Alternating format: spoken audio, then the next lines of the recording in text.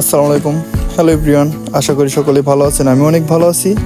আজকে আমাদের হেমায়তপুরে একটি ডেলিভারি আছে, তাই সকাল সকাল বেরিয়ে পড়লাম হেমায়তপুরের উদ্দেশ্যে। আমরা চাপড়া থেকে অটো নিলাম বানিয়াজুরির উদ্দেশ্যে। আজকে সকালে বের হওয়ার একটাই কারণ আগামী সপ্তাহে ডেলিভারি দিতে গিয়ে রাত 2টো বেজে গিয়েছিল আমাদের বাসায় আসতে। আমরা খুব দ্রুতই বানিয়াজুরি স্ট্যান্ডে এসে পৌঁছালাম। এখান থেকে বাসে উঠে সরাসরি চলে যাব হেমায়তপুর। তাই আমরা সরাসরি বানিয়াজুরি বাস টার্মিনালে চলে আসলাম, কারণ এখান থেকে আমরা বাসে উঠব। আপনারা দেখতে পাচ্ছেন, কারণ আমরা প্রতিটা মালই খুবই যত্ন সহকারে ডেলিভারি দিয়ে থাকি। আমাদের সোয়ান ভাই মালগুলো অটো থেকে নিচে নামাচ্ছে, কারণ আমরা এখান থেকেই বাসে উঠব। বাস না আসার কারণে আমি বানিয়াজুরি টার্মিনালে মালগুলো নিয়ে বসে আছি।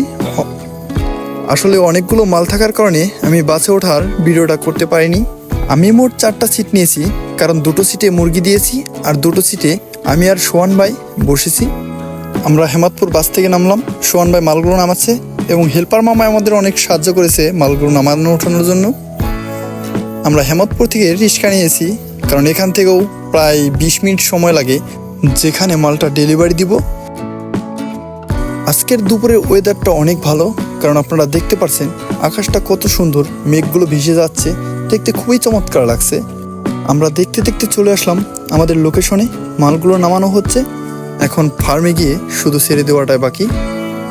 মালগুলো খুবই সুন্দরভাবে চলে এসেছে। ভাই মালগুলো ছেড়ে দিয়েছে, ভাইকে আমরা মালগুলো বুঝিয়ে দিয়েছি। ভাই টাকাটা পেমেন্ট করার পর আমরা চলে আসলাম। টাটা।